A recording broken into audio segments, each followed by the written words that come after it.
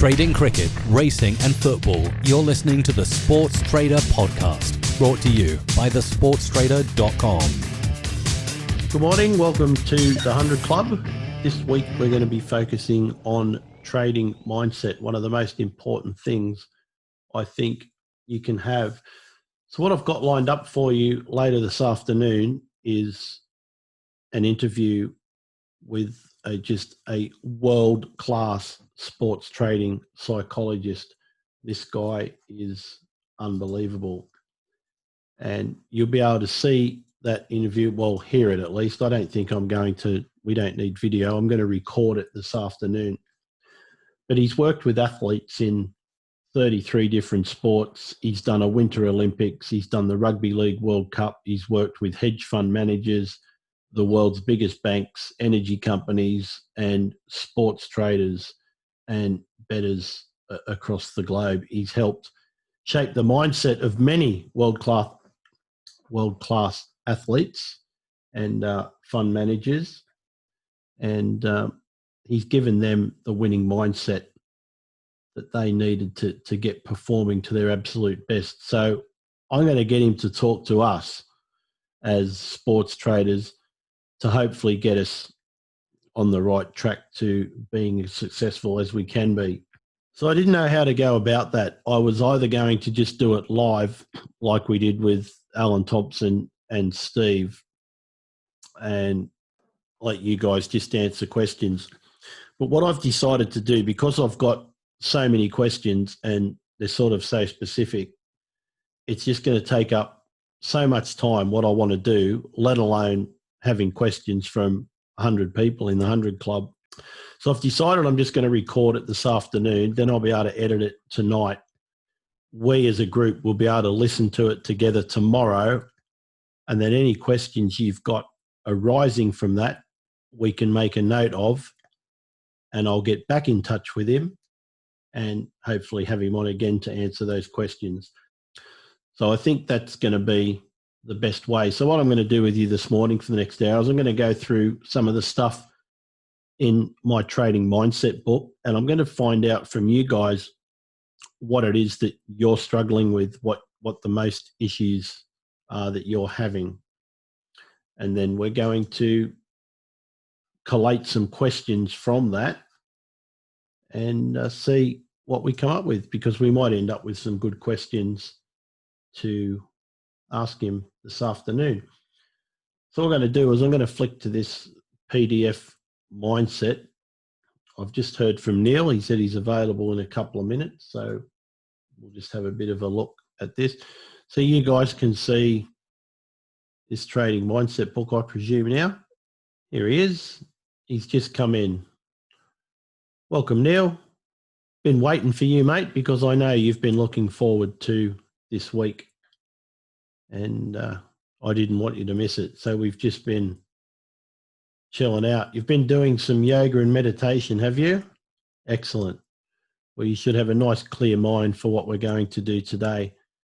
So what we're going to be doing this morning is, I was just explaining now, we're just going to go through the trading mindset book, have a look at some stuff in it. I want to know what you guys are struggling with, what bothers you the most, what issues you're having. I'll tell you mine as well. And then I'm doing an interview later this afternoon around 4:45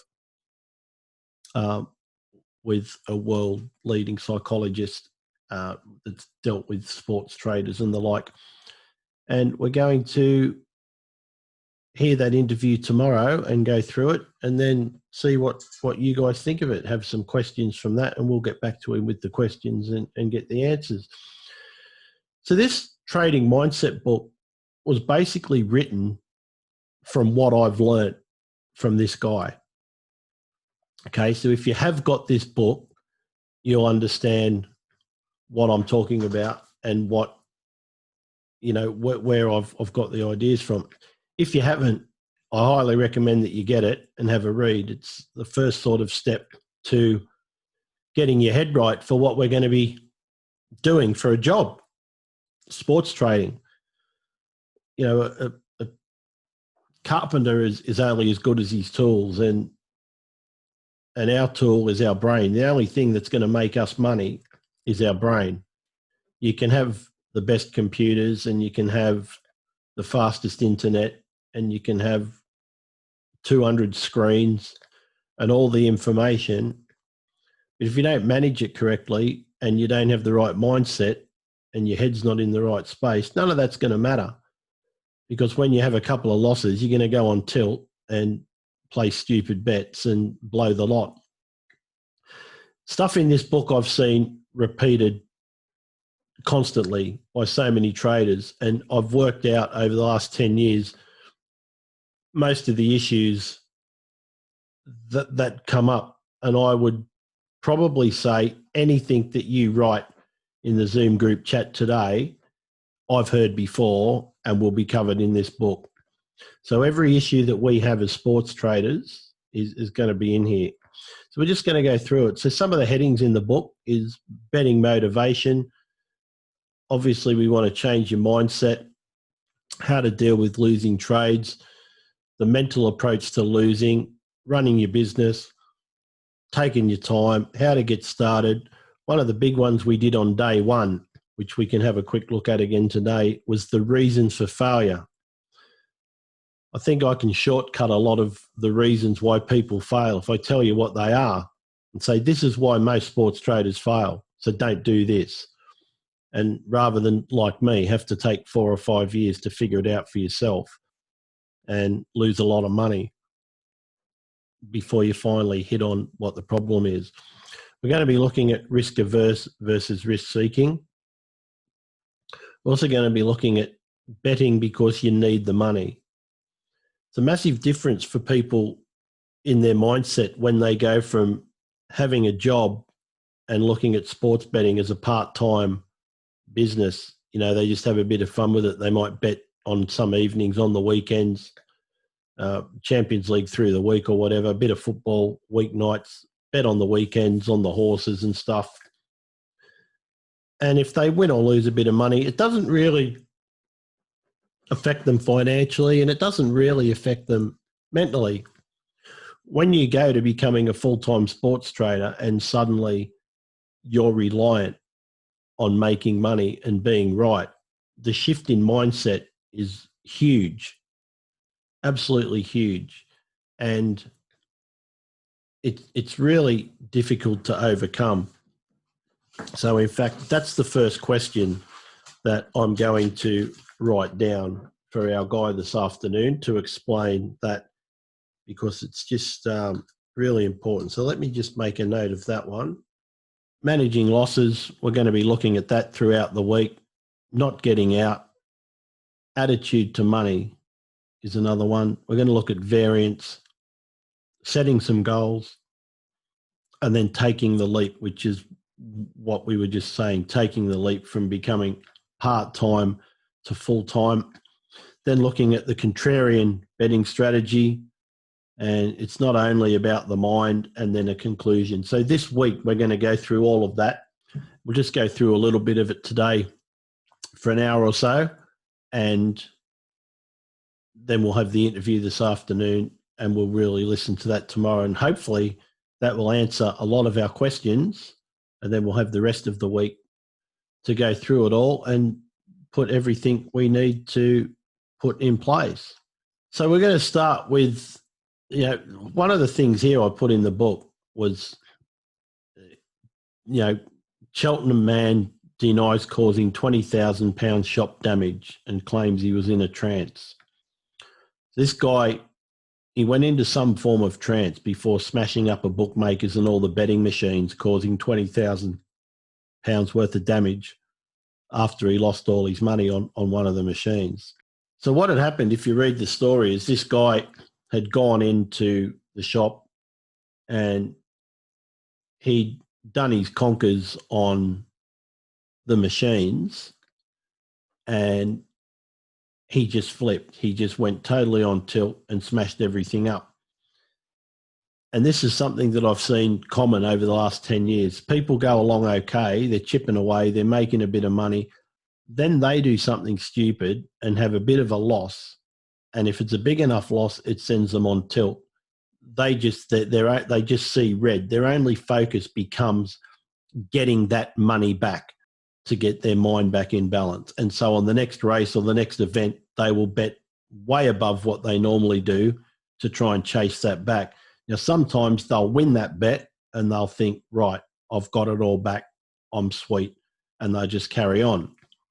A lot of times, though, the next couple of bets lose as well, and suddenly you find yourself out of money and you're reloading the account. So it's constantly highlighted in the papers what happens when people drop money on those machines. They're just so desperate to win. They bang their fist hard on the machine, they smash them, turn them over, and like that guy smashing up the whole shop, causing loads of damage. Basically saying that the loss caused them a temporarily loss of mental faculty. It's also known as going on tilt. So that's sort of what we do. You know, when you see that sign saying wet paint, your brain instinctively wants to touch the wall to see if it is still wet.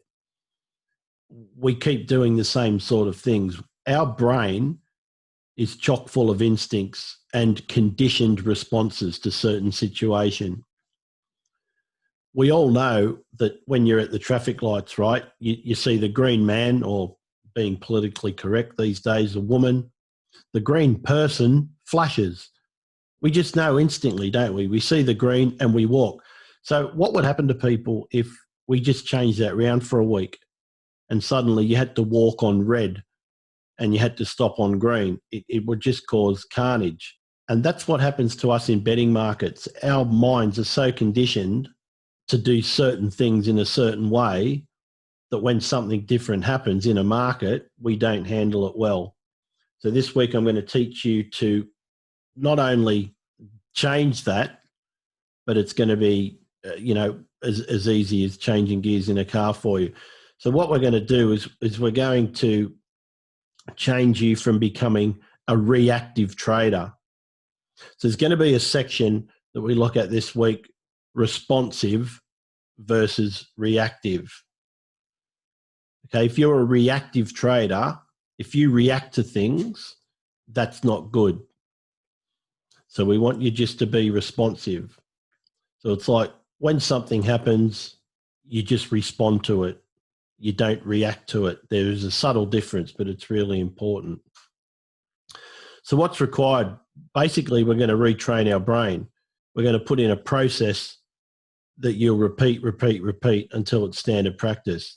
So, you know, when you go and get in your car of a morning, you don't think about stuff, do you? If you pay attention next time, you do everything in the same order every time.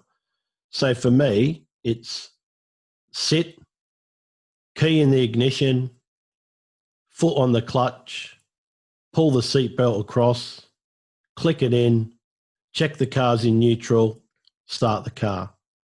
It's that same process every single time. And my brain just does it automatically without thinking about it. And when you drive a car, you don't think about changing gears. It just happens automatically. That's how my sort of process is now on the horses and the way I analyse football. When I go into form labs, I do the same sort of thing. I open up the game, I check the head-to-head, then I check the over 2.5 in that head-to-head. Then I'll go and look at the season, and then I'll check the head-to-head, the goals in the season. It's the same process, time after time. So we're going to look at the same sort of core process that we do. So the book isn't really about a betting strategy as such. It's about what's required from you on an individual basis using your brain. So we're going to look at how your normal thought process and instincts are often what's holding you back. And it's because we're conditioned to think that way. It is automatic. We often do things and have no clue why we do them, but we do them repeatedly. And obviously you're always going to get the same outcome. We end up losing money. So we're going to find out a little bit about ourselves this week. So the first thing is, one of the key things is betting motivation. So why are you betting? And don't just jump and say, to make money. Okay, because that is one of the answers, but you've just got to find out a bit about yourself. So one of the first things that you need to understand about yourself is why your betting. So when I first started, it was purely for entertainment, as you all know. I went to the races with my mates. I went to the casino with my mates. I went to the ditch lickers with my mates. It was just a social thing, hanging out. And if we won some money, we had a better time. But it was the secondary consideration to why I was there. So we didn't win a lot because we had no clue what we were doing. We were just having fun. But none of us in those days ever considered quitting our jobs and doing it for a living. So what you got to do is look at why you're doing it. Are you betting on sports or racing to make money, or because you've got an interest in the sport? Some people just bet on football because they like football and they want to have a bit of an adrenaline rush if their team wins or whatever. And the reason I ask that question is I get a lot of people that contact me to learn about trading the horses, and in particular scalping. And they're usually new to trading, and they want to know, well, how do I get started? And I often ask people that don't really know why they've contacted me. They just see everyone on Twitter winning on horse racing and making money, and I want to do that. I often say to them, why do you want to do horse racing? It's the hardest thing to do. There's nothing harder. Tennis, football, cricket, everything's easier. Horse racing is the hardest. And flat racing, which is the most popular form of racing, is the hardest racing to trade. It's like the Formula One. So as a new trader, why do you want to start with racing, as it's the hardest to master? Why don't we start with football? And they come back to me nearly always the same way. I've got no interest in football. And I'm like, okay. And I get that a lot with cricket as well. Not interested in trading cricket. Stupid game. And I'm like, okay. So I now know instantly that they've got an emotional attachment to the sport they want to trade. So they're not looking at it from a financial perspective. They're looking at it as an interest. I want to trade racing because I like horses. I want to trade the football because I love the football, but I'm not trading cricket because I hate cricket. And I'm like, okay, so that's going to be like a passive income. Now, most of us have grown up thinking that if you're under 30, maybe you're an exception. But if you're over 30, you've pretty well grown up looking at betting as a hobby. It's a bit of fun, make a few quid from it. Most of you in this room have never really looked at it from, this is going to be my income. So I had a few guys that were up with the old London International Petroleum Exchange, and they had the Open Outcry Exchange there, and they'd go in every day looking at the futures, and until they moved it to a computer, they were quite happy. And I knew dozens of them, and they were all great fellas. But do you think any of them had any actual interest in barrels of oil? Of course not. All they were interested in was the price and which way it was going to move. So do you think people trading Forex have an actual interest in the dollar versus the yen or euro? Of course they don't. They just see it. It's a price. They don't see a requirement to be interested in it, to trade money from it. So you don't need to be a sports nut or have a passion for sport to make money from it. Having less attachment can actually be better. This is one of the reasons I find women make better sports traders than men. They've got very little interest in the sport and they look at it as a financial operation. The second reason they're good is they have far less emotional attachment to things when it comes to facing losses. They don't have that ego that men have, that if I take this loss, it means I'm wrong. I can't click that button, because the male ego won't allow you to be wrong. You'd rather lose more money and hope that you're right than click the button and admit that you were wrong. Women don't have that. If they're leaking money out of their account, they'll just click exit straight away. and away you go. So we're going to come back to that, and we'll probably discuss that one with Steve as well when I have a chat with him. So I'll just make a note of that one for us there as well. So yeah, back in Australia, I used to know all the horses, the trainers, the jockeys, the form, and I used to go through the form for hours to try and find a winner because I was interested in it and I liked it. But what I didn't understand then, no, Neil, it's not. Never heard of him. When I was looking back then, I had no idea the edge the bookies had over me with their over rounds, and that every bet I was placing with a bookmaker was just at a terrible price. It was like backing heads or tails at 1.8. And you just do that for years, you're going to lose a lot of money. So what we find is, I'll give you this example. Here's a good example I wrote, right? So you can put your answers in the chat if you like. So imagine you've got 2 bottles of milk. They're 2 different brands, but essentially they're the same product. Do we really care which one we pick up? Usually not, right? You just go and get milk. If it's got a blue top on it, you don't care the brand. You just know that's your milk. You grab the milk. Now I want you to imagine one product is produced by your mum and one by your wife or husband. And they're both standing there watching you choose. Which one are you going to pick? John's going with the wife. The wife is all, I don't have to put your mum's no longer here. I understand that, but you get the point. So it's going with the missus, hates the mother. But you understand, right? Or you can make it even different. If you've got, like me, 2 daughters and they both make you a milkshake and they put it on the desk, which one you're going to drink? Okay, it's impossible to make that decision. Okay, it's a classic no-win situation. So that's what's called emotional attachment. Okay, if you've got an emotional attachment to the decisions you will be making as a trader, you're screwed. So that's the first thing you got to understand is emotional attachment. So we've got to deal with that straight away. All right. So I'm also going to make a note of that one. Okay.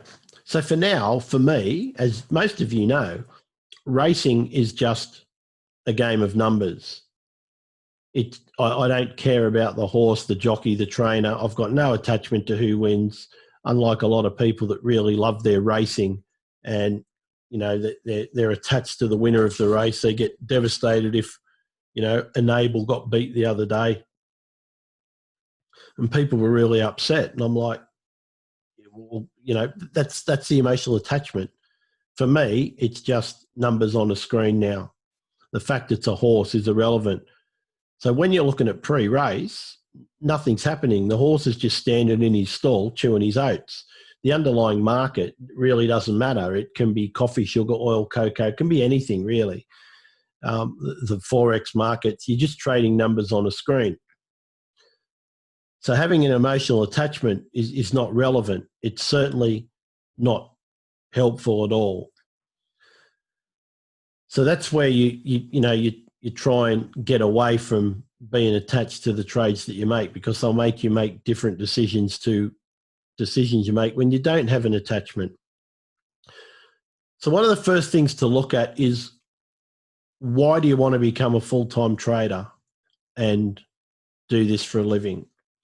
Now, there's 2 core reasons. One is to make money, and one is a lifestyle choice. So for me, it's not about the money. Okay, I can go and get a job making the same money that I make as a sports trader. All right, there's companies that I could go and do stuff for. I mean, I could go around the country doing house visits for Betfair, doing VIP stuff for them and doing their courses and stuff like that, and just get the same income. But the problem is, I've then got to be where they want me to be, when they want me to be there, and do the things they want me to do and when they want me to do them. So for me, it's lifestyle choice. I choose to do this because if I want to have a day off tomorrow and go and play golf, I can. Wednesdays, I stop at 3:00 and I go and get my kids from school and they come over here for dinner and we have a great time. I don't have to be anywhere from 9 to 5 like my partner does. So she's out the door at 8:30 this morning. She won't be back till 4:30 this afternoon. And she has to be at that desk doing the job that they're giving her to do as they give it to her. So it's certainly not about the money for me. It's about the lifestyle choice. So the money motivated traders, they're people that are happy to spend 12 or 16 hours a day at their desk looking over the screens, poring over data and trends and research and recheck this and bet on a lot of markets. And they view every game that comes up and every race that happens as an opportunity. And they work on the basis that the more they turn over, the more they can churn out an income. So lifestyle traders like me make the decision to do this essentially to buy time. No more traveling to work. We're out of the rat race. We work the hours, days, nights that we like. Days off can come whenever we want. I can trade from anywhere in the world. So I can go to Australia and still do the same thing. I've done it a few times, as some of you will know. I've still sent the emails. I've still posted trades. I just trade Australian racing instead of UK racing. It's no different.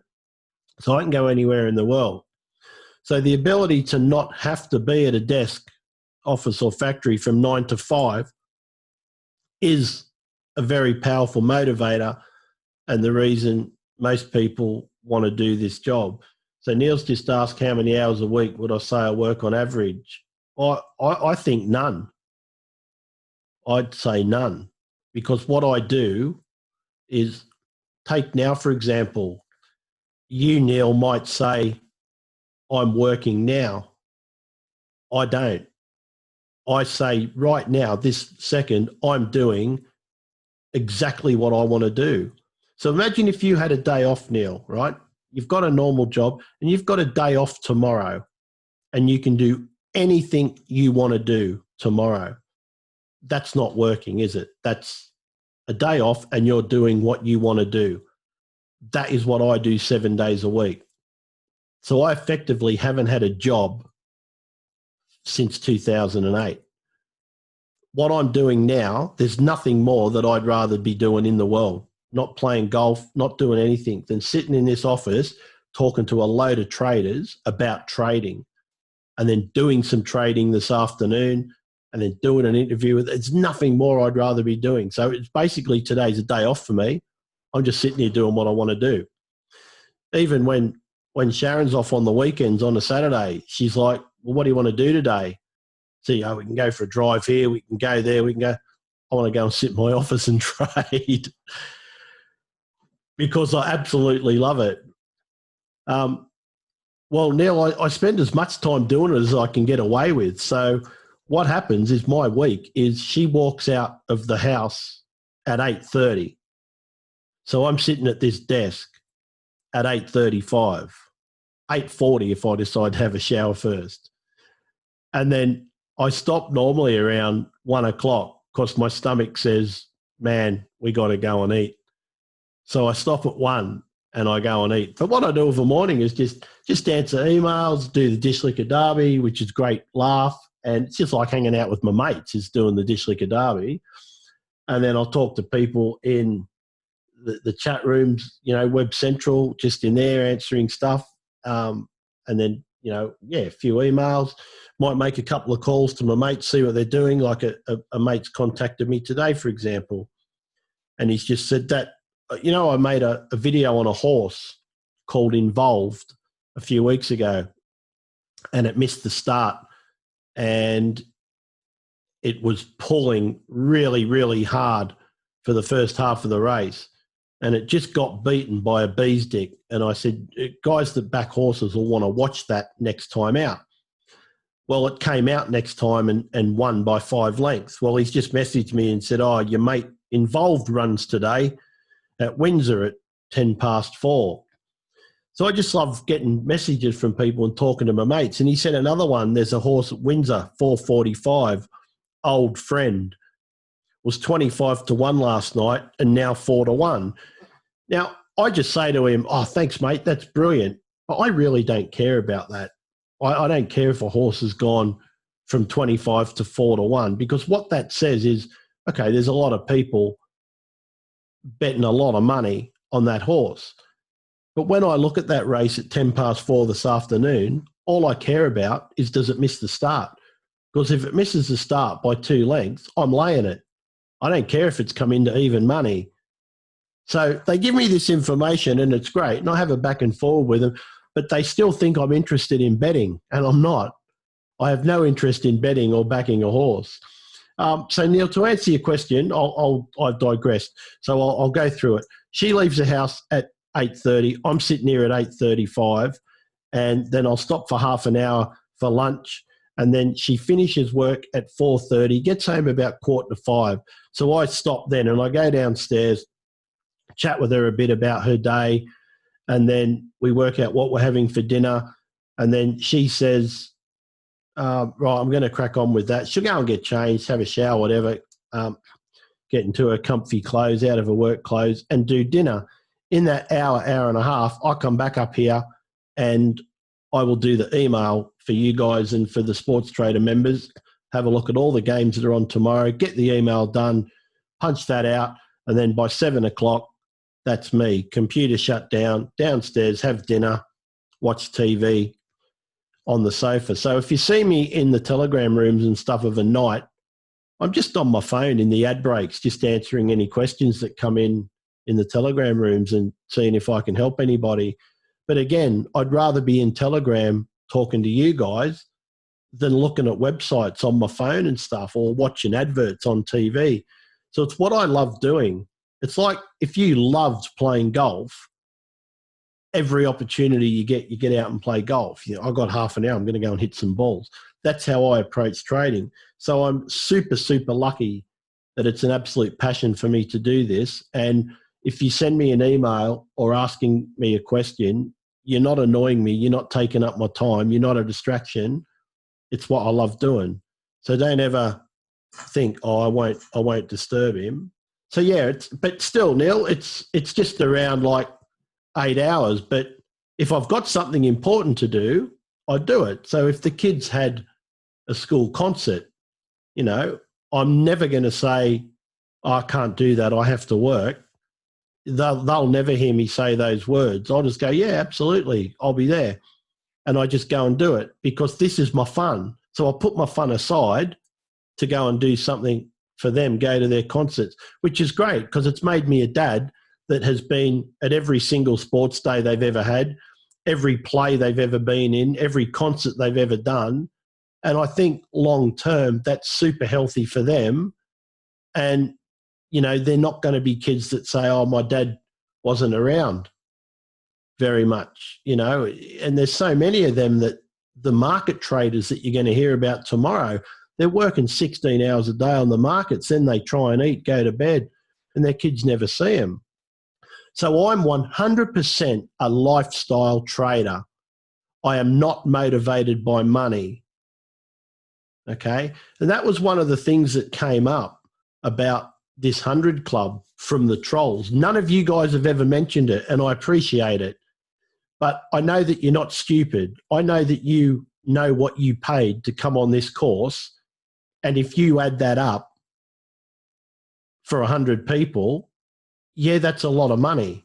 Okay, but I'm giving up 6 months of time to do it with you. So I'm not going to be doing anything else, maybe a couple of webinars for Betfair, but I love doing them anyway, and you'll be invited on them. So it's still, you're not missing out on anything.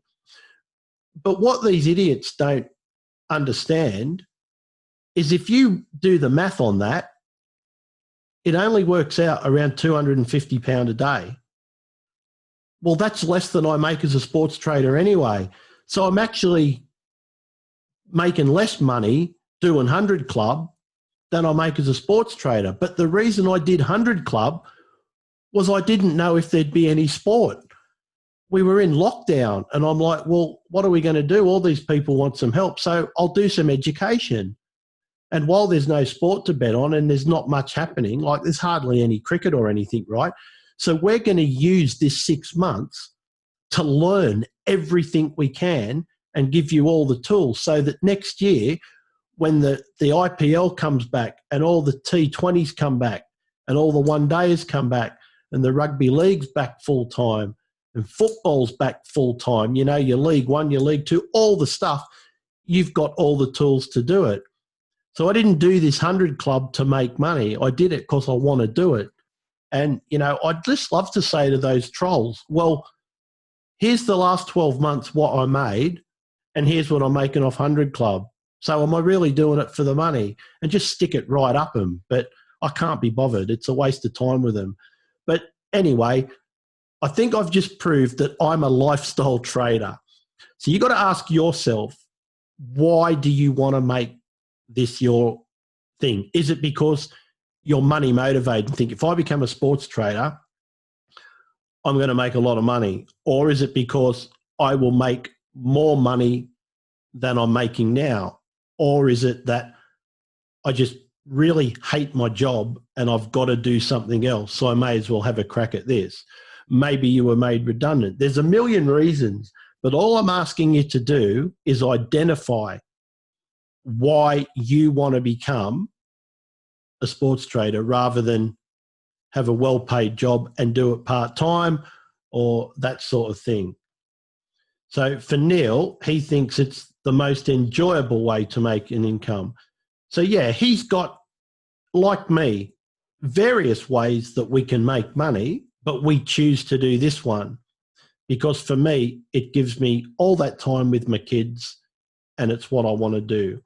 So no, Neil, you're exactly right. It's not the most lucrative and it's not the most lucrative for me either, but it gives me so much time because you know that if one of my kids rang up right now and said, I've just broken my arm at school, I would just say, right, guys, got to go, back in a few hours. And I'd be straight out the door to be there for her and sort out what I've got to sort out.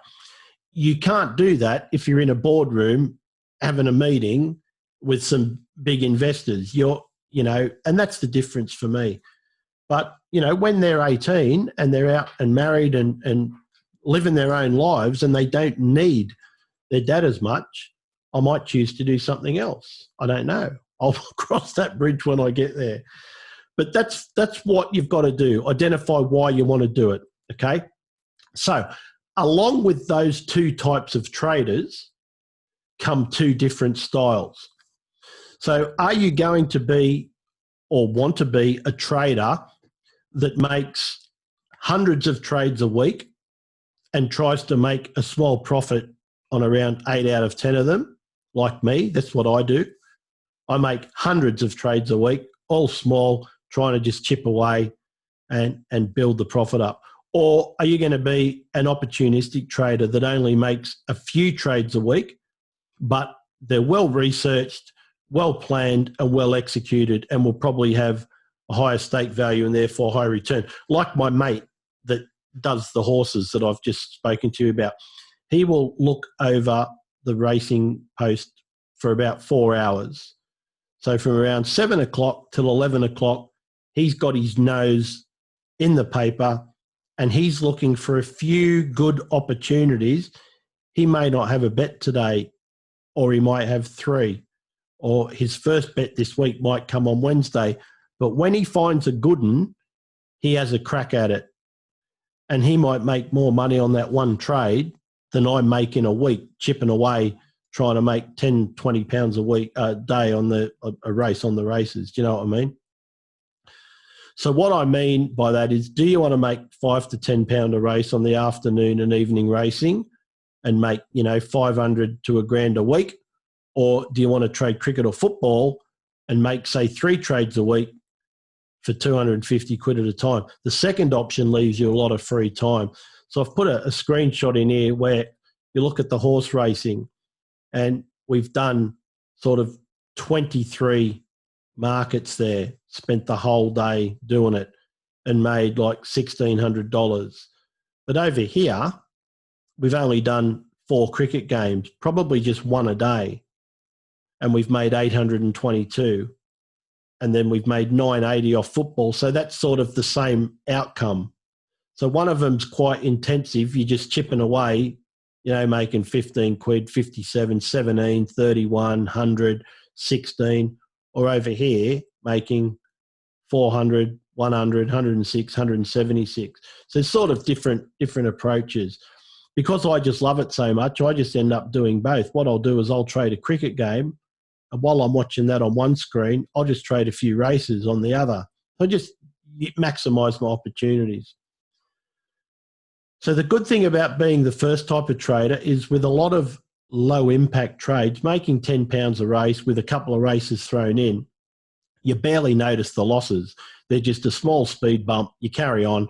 With the larger trades though, when you lose, rather than making 250, you lose 250.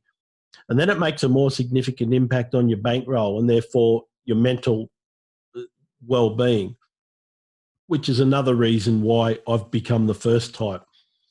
Because if those losses hit 2 or 3 in a row, which is a mathematical certainty, we've seen it in the Sports Trader Club. I'll go on a row. Sometimes I might lose 6 trades in a row.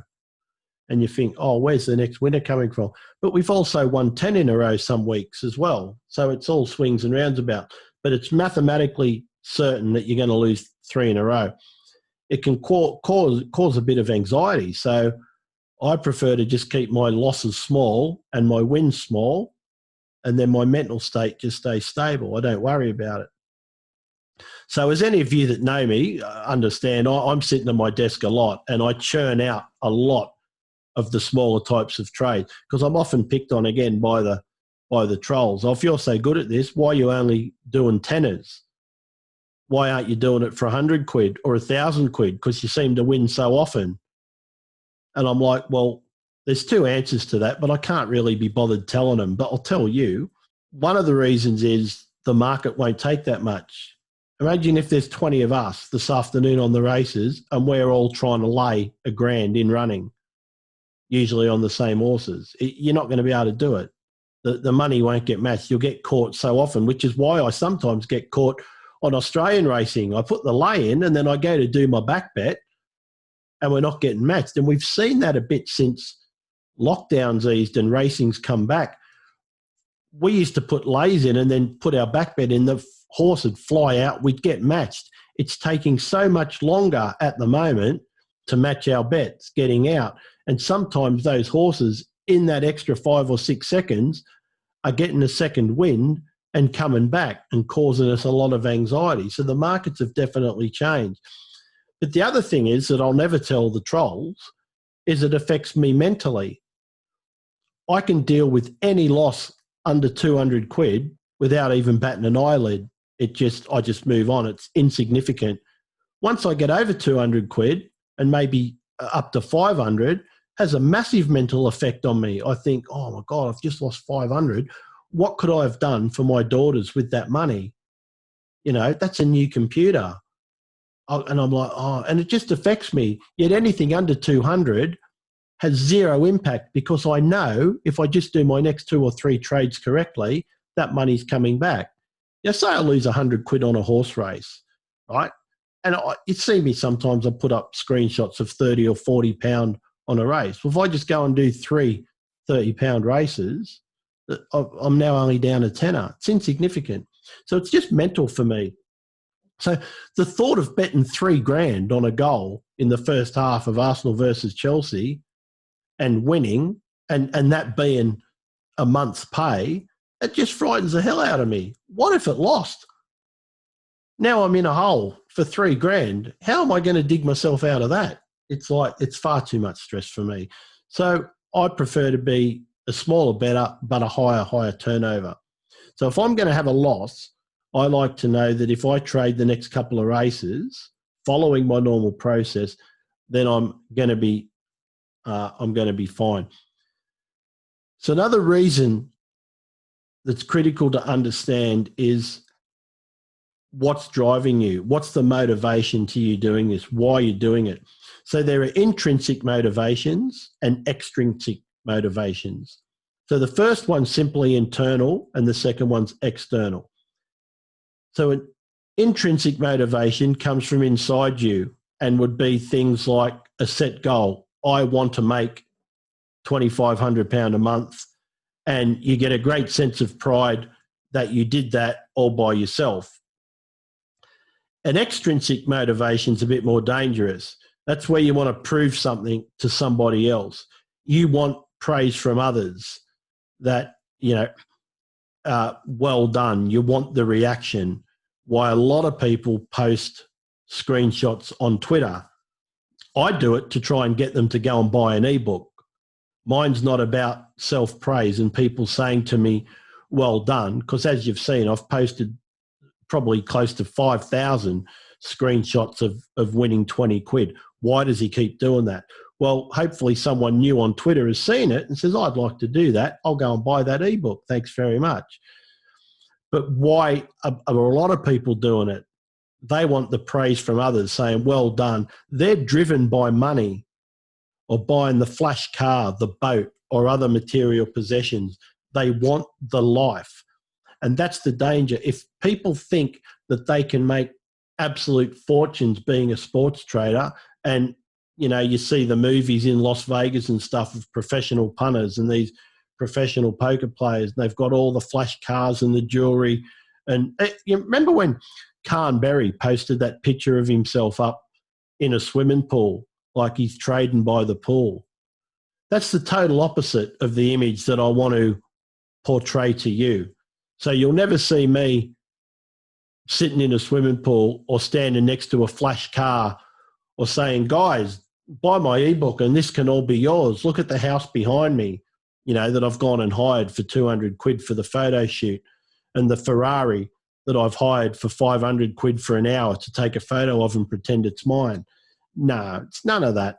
It's like, mate, I drive a 2007 Golf. And do you know why I drive it? Because I love it. And the kids love it. And they refuse to let me sell it because it's the first car they've ever had. And their whole life is in the back of that car. And they just said, you can never sell that car because our whole life has been spent in the back of it. All our adventures, all our trips, all our everything, all our memories are in that car. And I think that's awesome. So I just keep the 2007 Golf. When any of you turn up here for a course, you must look at it and think, geez, he can't be going too good, can he? Look at the car he drives. And again, the trolls pick on me for that because they don't understand the motivation of why I'm doing it. So you've got to have the motivation to understand what you're doing this for. Is it to prove to yourself that you can do it, or is it to prove to someone else that, there's people, unfortunately, in the horse racing room that are just like, they see all of us doing okay in there and posting stuff, and they go, well, if they can do it, I can do it. I'm determined to prove that I can do it. And I sometimes look at my good mate, Mike Ingham, and he's phenomenal on the financial markets. You look at his Twitter, and most of the financial bets that he does, they win. He's good at reading the market. He's good at getting in and out. But he's got this fascination with pre-race horses, and he can't do it. And I can't teach him to do it because I can't do it. I hate pre-race racing now. I find it impossible. If I'm having a cracking day, and we'll find out this afternoon, won't we? I win about 50% of the time. And I think this is a total waste of time. I can't do this. This is dead. But he refuses to let it go. He wants to prove. He won't let it beat him. And that comes from his cricket background and the determination not to let the opposition get the better of him, not to get him out. And that mindset made him a great cricketer and made him successful in life. But pre-race trading, that mindset is killing him because he can't do it. He just loses every single time, mostly like I do. But I'm smart enough to give up. He's so determined, he just won't give up.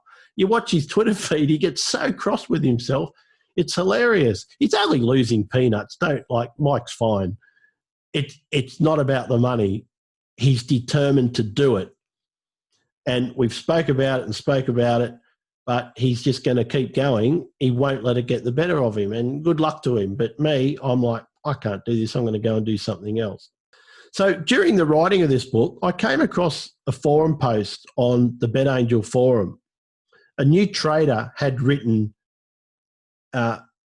his first post on the site. And I think it encapsulates exactly what I'm trying to say here. So here's the quote. After dozens of bankrolls and much soul searching, I gave up the ghost of pre-race trading, and I've never been happier or more successful. I simply wasn't suited to it mentally, and I came to realise that I actually didn't enjoy it either. It was just vanity and showing off. I wanted to be seen to be a pre-race trader. I didn't actually want to be one. I was sabotaging myself because my subconscious knew I didn't like price action trading. So because he's a devout follower of Peter Webb, he wanted to be like Peter, which a lot of people do. But nobody in this room can be Peter Webb because he uses a bank of £250,000 and he just bullies the market to go which way he wants it to go. And he'll never show you how he does it, but it's pretty simple. It's just bullying. I can show you how he does it. I can go and get $5,000 in the bank this afternoon, stick some in and say, here we go. I did a couple of posts last week on pre-race trading, and you look at the bets that I'm doing, they're £250 or £500. And I just stuck up a post going, see, scalping's not all that. But it was just to prove a point to someone. But no one's got that sort of bankroll to copy Peter. And so you can't be him. You can't do what he does. But what I do, you can all do. Every one of you can do what I do because it's only small bets. I'm going to show you exactly what I'm looking for with all the videos. I say, right, see that horse, what he's doing there? That's what I saw. That's why I did the bet. See that horse missed the start. That's why I laid him. Look what happened to his price. See this one pulling his head off. That's what I'm doing. That's what I saw. And I stick him up. Oh, so Richie's telling me to behave. Peter breaks up his stakes into minuscule £1,000 stakes so he doesn't scare the market. Yeah, okay. Fair enough. So, all right, he puts in 5 individual £1,000 stakes rather than just one. But he does because I've seen him do it. But anyway, that's neither here nor there. Let's just say most people can't replicate what he does, but anybody can replicate what I do. So the best traders are intrinsic. They've got a far deeper desire to succeed and are less likely to give up and be more persistent, which is what Mike is. Right? He's got this deep desire to succeed and he's not going to give up. He's very, very persistent. And I think I'm a bit like that, hence why I'm still at it after 13 years. Extrinsic people will try it, fail, try again, fail, give up, move on to something else. Now, I'm not going to mention any names, right? That wouldn't be fair. But there's 4 or 5 people that I can instantly think of that were in the webinar club and the racing room, and they come in all guns blazing. They hang around for a few weeks. I know it was Richie. I know it was sarcasm, mate. They come in all guns blazing and they blow up. They've lost their money and then they leave. And then a month or so later, they come back. I'm back again. I just had a break. And they go through the same process. Everything's great until they have that massive loss and then they leave again. And now a few of them have given up. So they're extrinsic. They will try it, fail, come back, fail. Then they give up and move on to something else. Then they'll maybe try it in a few months or years, fail, give up for good. So as I've discussed, my main drive is being able to spend time with my daughters who are now 13 and 12. So, and as I've said, when they get married and move out, the desire to do this may be gone. I'll go travelling and do stuff I've always wanted to do, but I'll still be able to do some trades and watch the games and make a few quid on them from the beachside villa to pay for everything. So that's the plan. So I want you to focus on why you're doing it and what you want from it. Okay, that's your task for today. Think about, why are you doing this? Is it because you've seen other people doing it and you think you must be able to do it? Is it because you love it and you want to do this for a living? So you might just love sport and think, wow, I can get a living out of watching sport. That could be cool. Or are you just doing it because you have no alternative? You may have been made redundant, or you just absolutely hate your job. And like where I live, there's nothing else around here. You know, Sharon's doing a job she hates because she can't find a job she loves in the middle of Yorkshire, in Skipton. There's nothing here.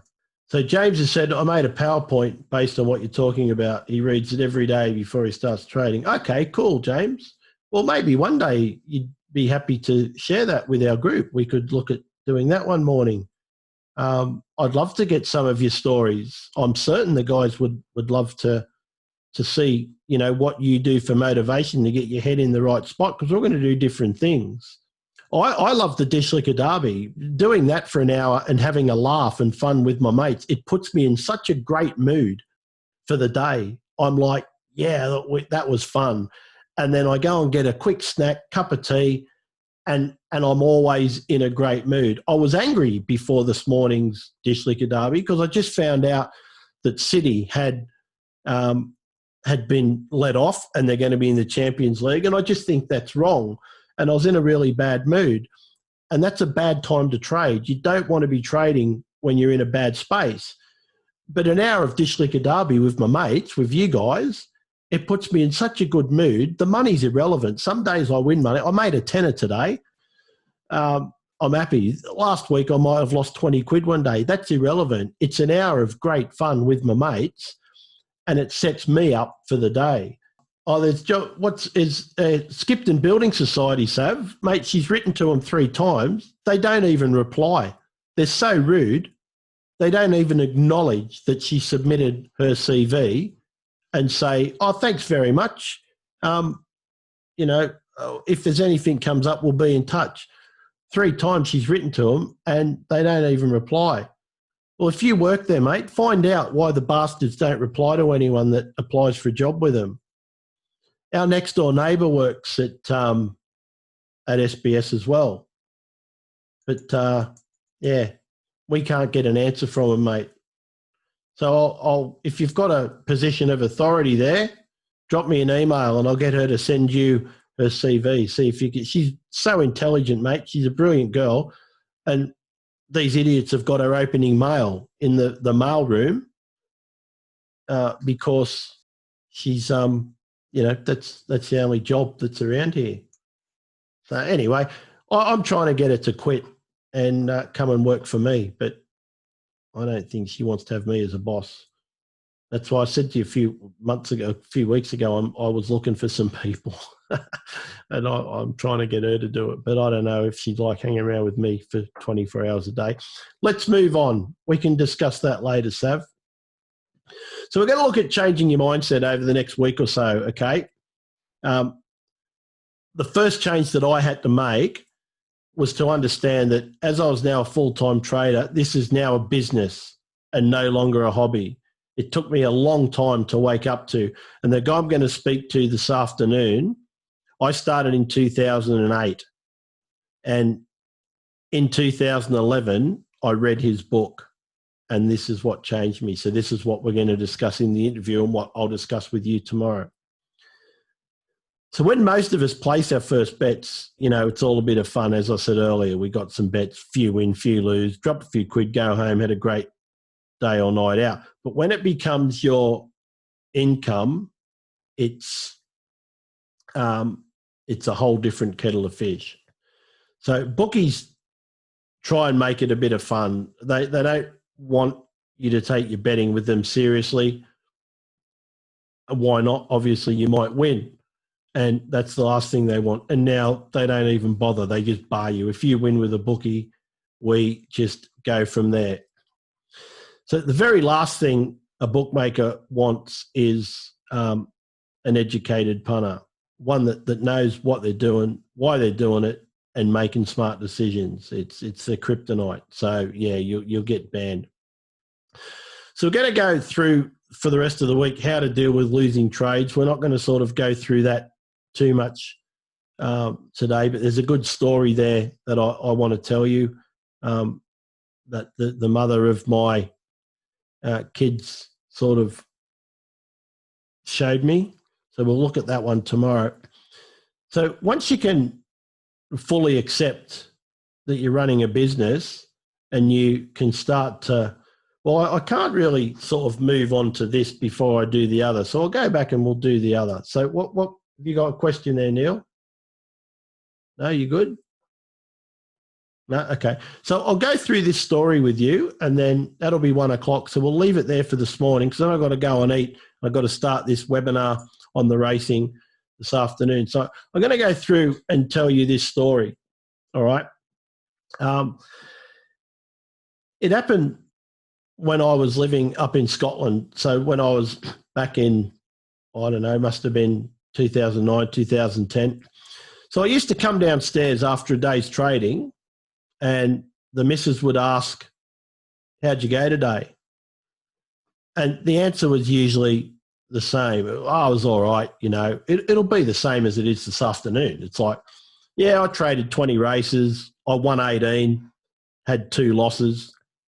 Great, she'd say, well done.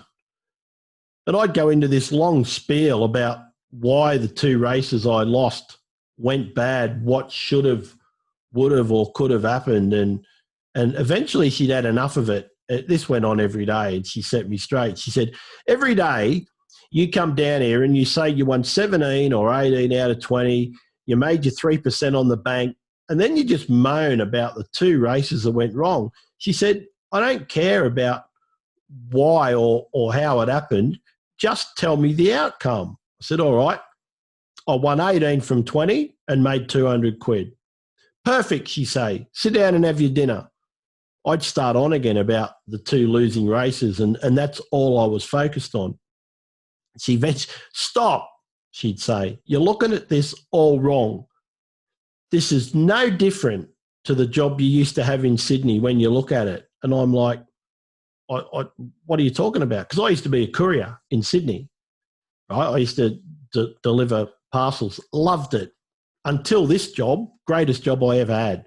I'd be out in the sunshine in Sydney all day, driving over the Harbour Bridge, going to the beaches, delivering parcels, seeing all the good-looking receptionists and just generally chatting to people. It was a brilliant job. Loved it. But I didn't understand what she meant. She said, run through the process of what you do each day when we lived in Sydney, right?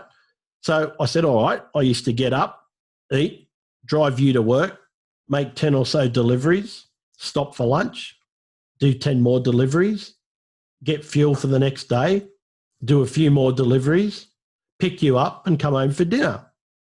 And she said, how much was lunch on average? I said, 10 quid. Did you get angry with the lady that made your sandwich? I'd say, of course not. How much was the fuel you put in the car? It's about 40 quid. So did you get angry with the guy behind the console when you paid for it? I'm like, don't be stupid. Like, it's my job. I've got to run the car to pay for the business, don't I? I need it to run the car. Exactly, she said. It's a business expense. And the sandwich and drink you get each day and spend 10 quid on, it's a business expense. I said, well, obviously, but what's that got to do with me losing 10 quid on the 440 at Goodwood? It's exactly the same, she said. And she went on to explain really clearly and quite correctly that there was absolutely no difference in me losing 10 pounds on a horse race or spending 10 pounds on lunch. There was no difference in me putting 40 pounds of fuel in my car or losing 40 pounds on the second race at York. They're just business expenses. They're just different ones. I've now got different expenses to what I used to have. I used to have to put tyres in my car, get the car serviced, get all different sorts of things, like, a new trolley, clean my uniforms. That costs money. Now I've got, a microphone, a mouse, a computer, these screens, the TV, the internet. They're just different business expenses. Sky Racing, at the, Sky TV, BT Sport. My light bulb moment, it just became so clear. For 10 years, I'd been paying out on fuel, lunch, tyres, servicing, all that stuff I just mentioned to run their business. Hadn't given it a second thought. Had to be done, so I did it. So now, as I've just said, here's my new expenses: a computer, mouse, monitors, screens, internet, microphone, electricity, Sky Sports, racing, Premier Sports, 4 skyboxes, proper lighting, custom-built desk. The list goes on. It became obvious to me that because I never got upset at spending £10 at lunch, or if I needed a new screen, 150 quid, or a new computer, 1,100. God, this is old. The computer I've just spent, $3,500, so I can do all these webinars and trade live without it all, going pear-shaped on me. But what's the difference? I'll ask you this right now. What's the difference between spending $3,500 on a computer or losing $3,500 on a sports bet? There is no difference. Either way, £3,500 comes out of my bank and goes somewhere else. So if I spend £10 on lunch or lose £10 on a horse race today, they're both the same. So why on earth was I so put out when I lost a race for exactly the same amount? Mental conditioning, which is what I'm going to talk to Steve about. So everything we want in life has a cost attached to it. We usually pay that cost without question. We do it unconsciously. We rarely even think about it. New TV, there goes 1,000 quid. New washing machine, 300 quid. Got to be done, right? There's 300 quid, no problem. Lose £300 on a race, we scream the house down. Why? Because one of those losses we're conditioned to, and the other we consider an outrage because we have to face the reality. We made a mistake. We were wrong. The dirtiest words in trading. I was wrong. We can't accept it. Because it's not your fault. The washing machine broke down. You can accept it. You pay for it. You get it sorted. You move on easily. You don't even think about it. The £300 trading loss was your fault and you can't accept it. You have to get that back. So many traders will lose 300 quid and think they have to get that back on the next bet. Whereas if they spend 300 on a washing machine, they don't immediately run to the computer and go, I've got to bet on the next at Goodwood. I've got to get that 300 back. They just accept it as part of life. So the first thing that people do is attach blame. Oh, the jockey slaughtered that horse, never gave it a chance. Oh, the fielder dropped that catch. If he didn't drop that catch, I would have won. Oh, that Muppet just missed an open goal. That missed penalty just cost me 300 quid. It goes on. Yet in both instances, the amount that comes out of your bank in real terms is the same. The loss is identical. But because you can now see the new washing machine, you can justify the expense. The 300 you just lost on that game, it's gone with nothing to show for it. So what's the difference? Financially, nothing. You're still down 300 quid. But the difference is your mindset. All right, so I'm going to leave it there for this morning. I've got a lot of talking to do this afternoon and a bit of preparation to do, and then I've got a load more talking to do on this interview. So it's going to be like doing 4 2-hour webinars in a day. So it's a lot. So I'm going to leave it there. We'll pick up this book Wednesday because tomorrow we're going to be listening to the interview I'm going to be doing this afternoon. We're going to listen to that together and then we are going to discuss it. I'm not sure what we're going to do yet. I might just put the link up at like 9 o'clock and say, go and listen to that. We'll do a webinar at 11, or we might listen to it together. It's up to you guys. We'll decide later. You don't need to decide now. We're going to pick this book up on Wednesday, Thursday and Friday, and then that will be our mindset all sorted. Next week, we'll probably look at maybe doing horse racing or something. Cricket's not really back yet. So we've done a bit of a week of football. We're going to do mindset this week, horse racing next week, and then hopefully there'll be we'll wait for the cricket because Australia are coming here in August for a series of T20 and one-day games. So we'll make our cricket trading based around those games. So we'll be able to do some analysis and trade the games live.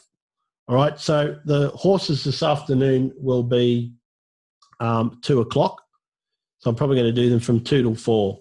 Okay, so I'll go and get something to eat, have a quick shower, and I'll be back at 2. I'll stick the link in the room and I will catch you then. Okay? So I hope you got something out of that. I hope it gives you something to think about and how I changed the way I think about when I lose money. It's no different now, a losing trade or spending it on something. If I go to the supermarket and spend 100 quid on food, in my head, it's no different to if I have a losing trade of 100 quid. I approach them the same way. Neither of them upsets me. They're just part of life, part of the job. You're never going to go through a week without losing the trade. Not going to happen. All right. Mike, I have been recording all of this and a good 5 minutes of it was about you. So you do need to listen back. So we had a good discussion about you, my friend, in this one. I hope you don't take it too negatively. It all came from a good place. And I think that everything I said, you would admit 100% because you've already done so. That's why I've said it. So when you hear it, you'll know what I'm talking about. What we've got to do is what we're going to do about it. So I'm going to go and record this one, get the recording up online. I'll catch you later on today.